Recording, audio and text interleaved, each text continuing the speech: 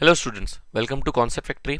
आज के इस वीडियो में हम स्टैंडर्ड 10th के साइंस 1 के चैप्टर 1 ग्रेविटेशन का लेक्चर नंबर 3 स्टार्ट करने वाले हैं।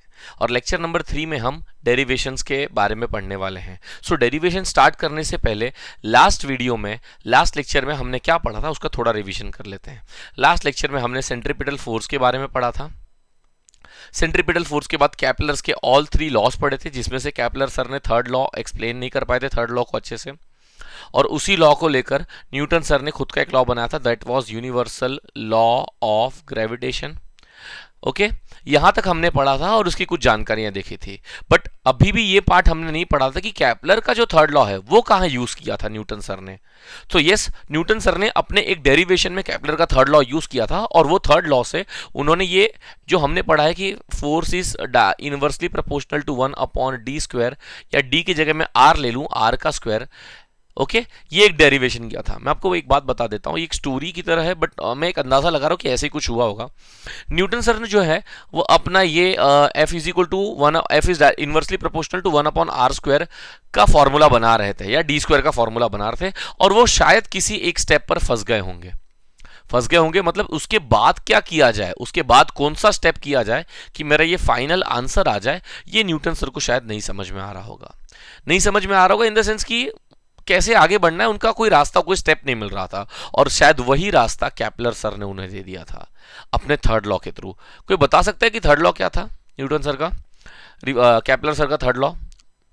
रिवाइज किया होगा तो T²/r³ = और यही लॉ का यूज करके, यही थर्ड लॉ का यूज करके न्यूटन सर ने अपना ये F is inversely proportional to 1/d² ऐसा एक फॉर्मूला बनाया था, d² या फिर r², ऐसा करके एक फॉर्मूला बनाया था।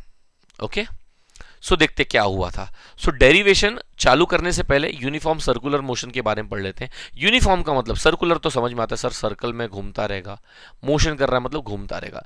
यूनिफॉर्म मतलब यूनिफॉर्म पहन के घूम रहा है क्या, स्कूल का कि क्लास का यूनिफॉर्म पहन के ऐसा सर्कुलर मोशन कर रहा है? नहीं, यूनिफॉर्म का मतलब होता है सेम, या क्या बोल सकता हूं मैं, कांस्टेंट। क्या बोल सकता हूं?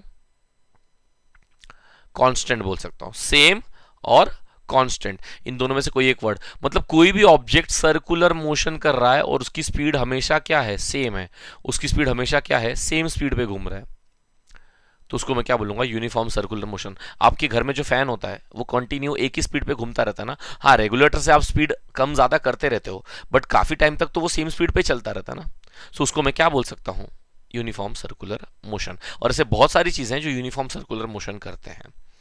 ओके, सो यूनिफॉर्म सर्कुलर मोशन समझ में आ गया होगा, और उसी सर्कुलर मोशन के थ्रू ही हम आगे का डेरिवेशन हमारा सॉल्व करेंगे न्यूटन सर का। क्लियर है? सर्कुलर मोशन याद रखना आप, क्योंकि आगे वो काम आने वाला है। अब स्टार्ट करने से पहले हम न्यूटन सर का सबसे basic definition, force is directly proportional to mass into acceleration. क्या है सबको पता है ये फॉर्मूला कैसे बनता है? फोर्स का एम फॉर मास होता है। फोर्स का मास से क्या रिलेशन है और एक्सेलरेशन से क्या रिलेशन है? एक्सेलरेशन का मतलब क्या होता है, जब भी इंक्रीज इन स्पीड हो, स्पीड अगर बढ़ेगी तो मैं उसको क्या बोलूंगा, एक्सेलरेशन बोलूंगा। सो फोर्स से एक्सेलरेशन का क्या लेना देना है, या मास का क्या लेना देना है? फॉर एग्जाम्पल मैं आपको बताता हूँ, एक ऑब्जेक्ट है, बहुत ही हल्का है। मैंने किसी भी आदमी को एक टास्क दिया कि उसको फोर्स लगाकर आगे की तरफ पुश करो। ऑब्जेक्ट 1 kg का था, उसने फोर्स लगाकर उसको आगे पुश भी कर दिया। सेकेंड केस में मैंने उसको एक बहुत बड़ा बॉक्स दे दिया, आई गेस 100 kg का बॉक्स दे दिया। कितने kg का बॉक्स दे दिया? 100 kg का। सेम पर्सन को कहा, बेटा सेम फोर्स अप्लाई कर और इसको भी वैसे ही धक्का दे जैसा इसको दे दिया था। बस मुझे एक बात बता दो, क्या सेम फोर्स लगेगा इसको पुश करने के लिए? सबके मन में जवाब आ गया कि नहीं सर, सेम फोर्स नहीं लगेगा। आना ही चाहिए, सेम फोर्स नहीं लगेगा। क्यों? क्योंकि इसका मास ज्यादा है और इसका मास कम है। जिसका मास कम, वहां फोर्स क्या लगने वाला है, कम। जिसका मास ज्यादा, वहां फोर्स क्या लगने वाला है, ज्यादा।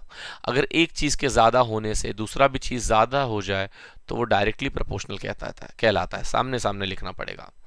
अगर एक चीज के बढ़ने से दूसरा चीज कम हो जाए तो वो इनवर्सली प्रोपोर्शनल है, उसको ऐसा ऊपर और नीचे लिखना पड़ता है। जैसे हमने पढ़ा था ना, F इज इनवर्सली प्रोपोर्शनल, मतलब उसको नीचे लिखना पड़ेगा 1/d²। ये इनवर्सली था, ऊपर नीचे लिख रहे हैं। समझ में आ रहा है, डायरेक्टली सामने सामने। तो एक चीज तो समझ में आती, कुछ आए चाहे ना आए, सर ये चीज तो समझ में आ गई, force is directly proportional to mass, yes और नो। अब फोर्स का एक्सेलरेशन से क्या लेना देना है। मान लो एक आदमी को एक बॉल दिया और उसको बोला थ्रो कर, उसने बड़े आराम से उसको थ्रो कर दिया, और सेम बॉल दिया बट बोला इस बार फोर्स बढ़ा के उसको थ्रो कर। फोर्स बढ़ा के थ्रो करेगा तो क्या होगा, उस बॉल की स्पीड बढ़ जाएगी, स्पीड बढ़ने को हम क्या कहते हैं, एक्सेलरेशन। और अगर आपको एक्सेलरेशन बढ़ाना है तो फोर्स बढ़ाना पड़ेगा, हाँ या ना। सेम फोर्स पे फेंक सकता है क्या, वो नहीं फेंक सकता सर। तो मतलब अगर एक चीज के बढ़ने से दूसरी चीज भी बढ़ रही है तो डायरेक्ट है कि इनवर्स है, सर डायरेक्ट है।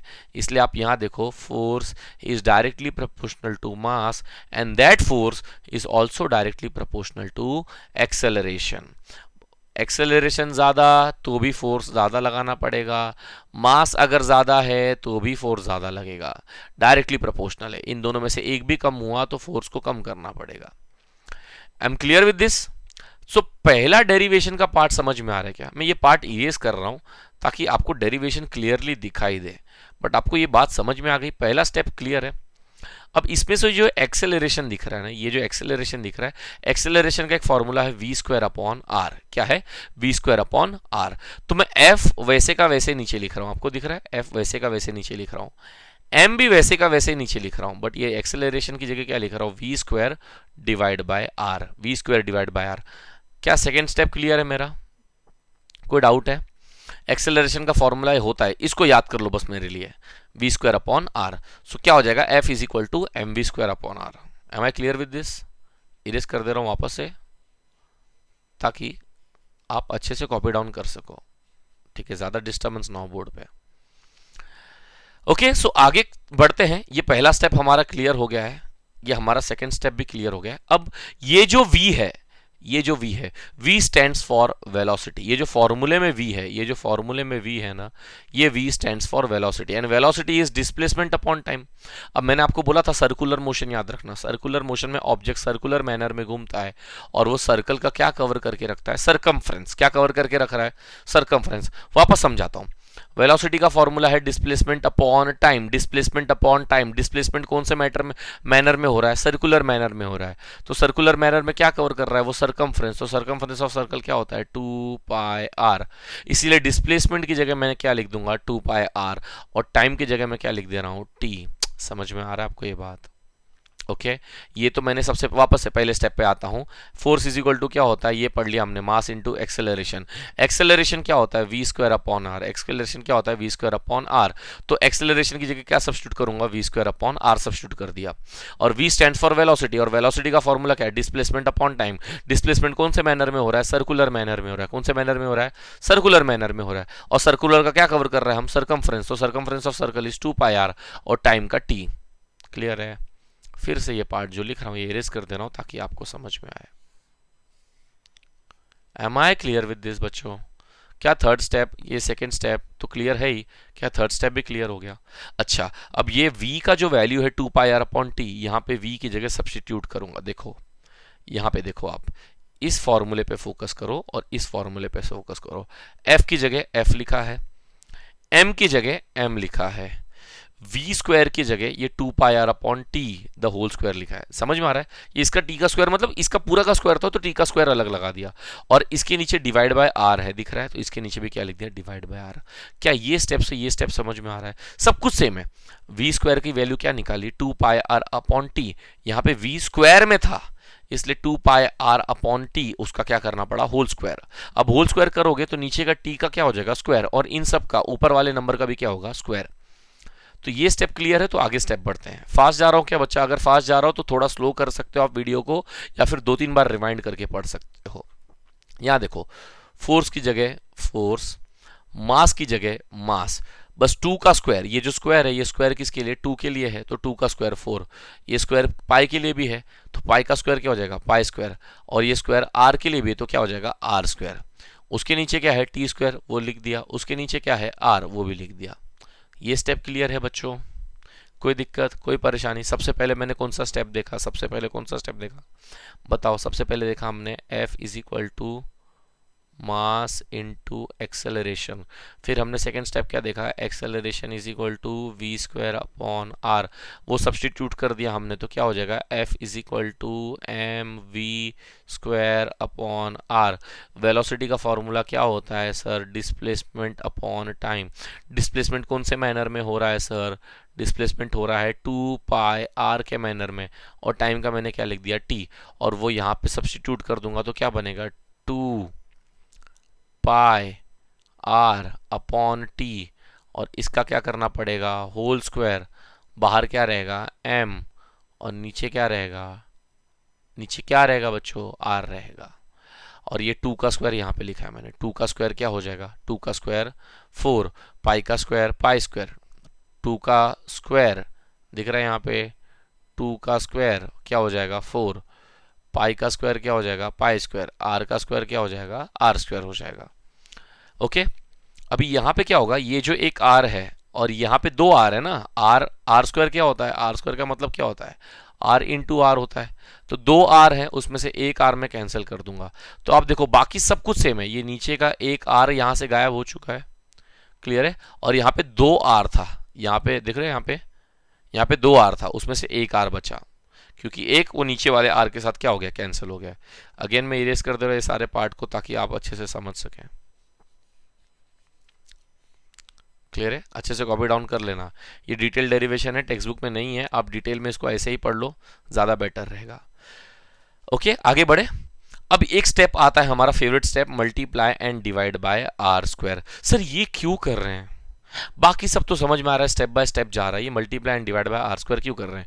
आप नोटिस करो, कैपलर सर, न्यूटन सर ने कैपलर का फॉर्मूला अप्लाई किया था ना, ये डेरिवेशन में मैंने आपको स्टार्टिंग में बताया था, और क्या बताया था, टी स्क्वायर मेरा जो होगा वो R cube, T square upon R cube, यही तो है कैपलर का third law, T square upon R cube is equal to क्या होता है मेरा, के होता है, क्या होता है मेरा, के होता है ना। तो यहाँ पर टी स्क्वायर तो है मेरे पास, बट मेरे पास क्या नहीं है, आर क्यूब नहीं है, क्या नहीं है, आर क्यूब। और इस आर को मैं किससे मल्टीप्लाई करूं कि मेरा आंसर आर क्यूब आ जाए, कॉमन सेंस है सर, आर स्क्वायर से मल्टीप्लाई कर दो तो आर क्यूब आ जाएगा, इसलिए तो मैंने मल्टीप्लाई किया। अब मल्टीप्लाई किया तो डिवाइड भी करना पड़ेगा, यही रूल है, और किससे कर रहे हैं, उसी से जिससे मेरा आंसर आएगा। समझे क्या, समझे ये पार्ट, नहीं समझा रहेगा तो थोड़ा वेट करना, आगे वाले स्टेप्स में क्लियर हो जाएगा। ये देखो मैंने क्या किया, यहाँ पे मल्टीप्लाई एंड डिवाइड कर दिया, अब ये जब आर इस आर से मल्टीप्लाई होगा तो आर क्यूब हो जाएगा, देखो यहाँ पे आर क्यूब बन गया है, दिख रहा है क्या, आर क्यूब बन गया है। और ये टी स्क्वायर आर स्क्वायर से मल्टीप्लाई नहीं होगा तो ये तो ऐसे ही लिख दिया, बट ये देखो यहाँ पे, यही यहाँ पे खत्म होता है पूरा सवाल। According to Kepler third law क्या होता है, मैंने कहा था ना न्यूटन सर ने पूरे डेरिवेशन में कैपलर का थर्ड लॉ इस्तेमाल किया था, तो कर तो रहे हैं यहाँ पे सर थर्ड लॉ, और थर्ड लॉ क्या कहता है, T square upon R cube is equal to क्या है, K, T square upon R cube is equal to क्या है, के। अगर मैं इनका रेसिप्रोकल कर दूं तो R cube upon T square क्या हो जाएगा, 1 अपॉन के, क्या हो जाएगा 1 अपॉन के। यहां देखो आर क्यूब टी स्क्वायर, ये हटा देता हूं मैं, ये और ये हट जाएगा, और यहाँ पे नीचे के है ना, नीचे डिनोमिनेटर में के है ना, इसलिए यहाँ पर इन दोनों की जगह मैंने क्या लगा दिया, डिनोमिनेटर में के। ये समझ में आ रहा है आपको स्टेप, वापस एरेज कर रहा हूं, देखो ध्यान से। न्यूटन कैपलर का थर्ड लॉ क्या है, T square upon R cube is equal to K, तो R cube upon T square, इसका उल्टा करूंगा तो क्या हो जाएगा, 1 अपॉन के हो जाएगा। अरे हाँ या ना, अगर मैं ऐसा बोलूं 1 upon 2 is equal to 5 upon 6, तो 2 अपॉन 1 क्या हो जाएगा, 2 अपॉन 1 का उल्टा करता हूं, देखो यहाँ पे ये 2 अपॉन 1, तो इधर भी क्या हो जाएगा, रेसिप्रोकल हो जाएगा 6 अपॉन 5, तो वही तो यहाँ पे भी हुआ है, यहाँ रेसिप्रोकल किया तो यहाँ भी रेसिप्रोकल हो गया। अच्छा रेसिप्रोकल हुआ तो क्यों किया रेसिप्रोकल सर, क्योंकि यहाँ पे आर क्यूब ऊपर है टी स्क्वायर नीचे है, तो यहाँ पे भी देखो आर क्यूब ऊपर है और टी स्क्वायर नीचे है, तो क्या होगा, ये आर क्यूब कैंसिल हो जाएगा, टी स्क्वायर कैंसिल हो जाएगा, और यहाँ पे डिनोमिनेटर में के है ना, इनकी वैल्यू डिनोमिनेटर में के है, इसलिए यहाँ पे के लगा दिया। अब 4 भी कांस्टेंट है, m भी कांस्टेंट है, पाई भी कांस्टेंट है और k भी कांस्टेंट है, सब कांस्टेंट के टर्म निकल जाएंगे तो बचेगा कौन, आर स्क्वायर, और वही फॉर्मूला तो है यहाँ पे, f is equal to 1 upon R square. मैंने कहा था ना कि न्यूटन सर जो है ना, न्यूटन सर यहाँ तक क्लियर कर पा रहे थे खुद को, रुको मैं आपको बताता हूँ, वो अपने सारे डेरिवेशन को यहाँ तक लिख पा रहे थे कैंसिल वगैरह करके, उसके आगे वो फंस रहे थे। मैंने आपको स्टार्ट में बताया कि उसके आगे ना कुछ स्टेप्स में कंफ्यूजन हो रहा था, जिसकी वजह से वो उनको सॉल्व करने में प्रॉब्लम, मतलब ये कंक्लूजन पार्ट जो है, ये R F is equal to 1 upon R square, यही नहीं आ पा रहा था उनका। और जैसे कैपलर ने उनको हिंट दिया कि T square upon R cube K होता है, तो बस उन्होंने वही उसी, मैंने कहा था ना आपको, कैपलर के थर्ड लॉ का यूज करके उन्होंने खुद का एक नया फॉर्मूला फॉर्मुलेट किया था और इसी को Newton's universal law of gravitation में अप्लाई किया है। So am I clear with this derivation? अगर आपको डेरिवेशन समझ में आया तो मैं आपको बोलूंगा स्टेप बाय स्टेप आपने स्क्रीनशॉट ले लेना, क्योंकि मैंने इरेज किया है बहुत सारा part. Erase in the sense erase कर दे रहा हूं ताकि आप कॉपी करने में आपके लिए आसानी हो, नोट डाउन करने में आसान हो। मैं वापस से इरेज कर रहा हूं, आप स्क्रीनशॉट ले लो टाइम टू टाइम फटाफट। और अगर नोट्स चाहिए तो कमेंट में यस लिख देना कि यस नोट्स चाहिए, मैं आपको नोट्स, ये पूरा नोट्स ही फॉरवर्ड कर दूंगा। क्लियर है? साफ सुथरी नोट्स फॉरवर्ड कर दूंगा। ओके, सो ये था आपकी लाइफ का सबसे पहला डेरिवेशन जो न्यूटन सर ने दिया था। अगर थोड़ा फास्ट जा रहा है तो आप बोल देना बच्चा कि सर फास्ट जा रहा है। ये पहला स्टेप है, इसका स्क्रीनशॉट लो जल्दी। 1 2 3, चलो नेक्स्ट वाले स्टेप्स का स्क्रीनशॉट लो। 1 2 3, चलो नेक्स्ट वाला स्टेप का स्क्रीनशॉट हो गया। चलो थर्ड स्टेप, फाइनल स्टेप। 1 2 3, सभी स्टेप का स्क्रीनशॉट ले लिया और ये डेरिवेशन हमारा यहाँ पे फिनिश हो जा रहा है। क्लियर है? डेरिवेशन हमारा यहाँ पे क्या हो गया है? फिनिश हो गया है। अब डेरिवेशन फिनिश होने के बाद कोई नेक्स्ट कॉन्सेप्ट है? यस, नेक्स्ट कॉन्सेप्ट क्या है? अर्थ ग्रेविटेशनल एक्सेलरेशन। अब एक्सेलरेशन वर्ड का मतलब पता है क्या बच्चों, क्या होता है? मैं आपको बताता हूँ। स्पीड जब बढ़ती है तो उसको हम क्या बोलेंगे? एक्सेलरेशन बोलेंगे। आप कभी ये वो वाटर पार्क के स्लाइड में गए हो? ऐसा स्लाइड होता है ना, ऐसा इतना डेंजर नहीं होता बट होता है, डेंजर तो दिखता है सर। मैं आपको बोल दूं, आपको ऊंचाई से डर नहीं लगता। जब आप यहां से गिरना चालू करते हो ना तो अचानक आपकी स्पीड इतनी बढ़ जाती है कि उस स्पीड से डर लगता है। आपकी स्पीड बढ़ी ना, और स्पीड बढ़ने को हम क्या बोलेंगे? एक्सेलरेशन। क्या बोलेंगे? एक्सेलरेशन। वो किसने बढ़ाई? किसी ने धक्का दिया आपको? नहीं। वो एक्सेलरेशन क्यों बढ़ रहा था? ग्रेविटी की वजह से बढ़ रहा था। किसकी वजह से बढ़ रहा था? ग्रेविटी। और इसीलिए हम इसको क्या बोलेंगे? अर्थ ग्रेविटेशनल एक्सेलरेशन। मतलब कोई भी ऑब्जेक्ट ऊपर से नीचे गिर रहा है और उसकी स्पीड बढ़े जा रही है ग्रेविटी की वजह से, तो उसको हम बोलेंगे एक्सेलरेशन। किसकी वजह से हुआ? ग्रेविटी। तो क्या बोलेंगे? एक्सेलरेशन ड्यू टू ग्रेविटी, जिसकी वैल्यू आती है 9.77 मीटर पर सेकेंड स्क्वायर। अब ये क्यों लिखा है सर आपने? क्योंकि एग्जाम में फिल इन द ब्लैंक्स में बहुत बार आता है। मैच द कॉलम हो, चाहे कहीं ना कहीं इसको पूछ ही लेते हैं, name the following, find the odd man out, कहीं ना कहीं आ ही जाता है। बट क्या आपको समझ में आ गया अर्थ ग्रेविटेशनल एक्सेलरेशन क्या होता है? कोई भी ऑब्जेक्ट ऊपर से नीचे गिर रहा है, अर्थ के पास आ रहा है और उसकी स्पीड बढ़ते जा रही है। स्पीड बढ़ने को क्या बोलूंगा? एक्सेलरेशन। किसकी वजह से बढ़ा? ग्रेविटी की वजह से। तो फिनोमेना को हम क्या बोलूंगा? Acceleration due to gravity. So इसका डेफिनेशन क्या है, पढ़ लेते हैं। The earth exerts gravitational force near it according to Newton's second law. सही बात है ना, अर्थ ग्रेविटेशनल फोर्स की वजह से क्या करता है? सारे ऑब्जेक्ट को अपनी तरफ खींचने की कोशिश करता है। न्यूटन सर के सेकंड लॉ के मुताबिक क्या है? A force act on a body result in its acceleration. किसी भी ऑब्जेक्ट पे, अच्छा ऐसा तो नहीं है कि अर्थ ने ग्रेविटी ने, मतलब अर्थ ने ग्रेविटेशनल पुल से एक ही बार पुश किया उसको, ऑब्जेक्ट नीचे गिर रहा था, एक बार फोर्स लगा और फिर फोर्स ही नहीं लगा, फिर वो हमें मोड़ने लगा, ऐसा होता है क्या? नहीं, कंटिन्यू फोर्स की वजह से कंटिन्यू क्या लगते रहता है? एक्सेलरेशन। समझ में आ रहा है? फोर्स कंटिन्यू होने की वजह से एक्सेलरेशन कंटिन्यू चलता रहता है। Thus a gravitational force due to the earth on a body result in acceleration. Gravitational force की वजह से किसी भी बॉडी का अर्थ पे क्या होता है? एक्सेलरेशन होता है। एक्सेलरेशन मतलब स्पीड बढ़ना, और ये एक्सेलरेशन को क्या बोलते हैं हम लोग? Acceleration due to gravity.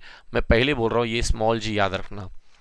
Last lecture में हमने बड़े जी के बारे में पढ़ा है। बड़ा जी क्या होता है? हमारा ग्रेविटेशनल कांस्टेंट होता है। बड़ा जी क्या होता है? अर्थ ग्रेविटेशनल कांस्टेंट। और जो हमारा छोटा जी होता है वो होता है एक्सेलरेशन ड्यू टू ग्रेविटी, या ग्रेविटेशनल एक्सेलरेशन बोलेंगे उसको। क्या बोलेंगे? Gravitational acceleration. उसकी वैल्यू कितनी है? 9.77 मीटर पर सेकेंड स्क्वायर। यूनिट मत भूलना, मीटर पर second square. Am I clear with this? Okay, so आज के वीडियो में हम लोग इतना ही करते हैं, ज्यादा आगे बढ़ेंगे नहीं। आपके लिए सबसे ज्यादा इंपॉर्टेंट डेरिवेशन था और ये अर्थ ग्रेविटेशनल एक्सेलरेशन था। तो आज की वीडियो में हमने बस 2 टॉपिक पढ़ा है। डेरिवेशन को मैं बोलूंगा जितना ज्यादा हो सके उतना ज्यादा प्रैक्टिस करो। डेरिवेशन में आपको पहले बोल रहा हूं, वीडियो देख के तुरंत नहीं आएगा। जब तक आप पेन पेंसिल लेकर खुद से नहीं लिखोगे तब तक बिल्कुल नहीं आएगा। सो पहले ही बोल रहा हूं, डेरिवेशन का प्रैक्टिस अच्छे से करो। कोई भी स्टेप में कंफ्यूज हो रहा है या कोई स्टेप नहीं समझा कि ये स्टेप के बाद ये स्टेप कैसे आया, आप बोल देना, अगले वीडियो में उसको तुरंत मतलब एक बोलो इमरजेंसी तत्काल अवस्था में उसको सॉल्व कर दिया जाएगा आपके लिए। क्लियर है? ओके, सो ये वीडियो को यहीं पे एंड कर देता हूं। नेक्स्ट वीडियो में हम मिलते हैं, वेरिएशन इन वैल्यू ऑफ जी पढ़ेंगे नेक्स्ट वीडियो में।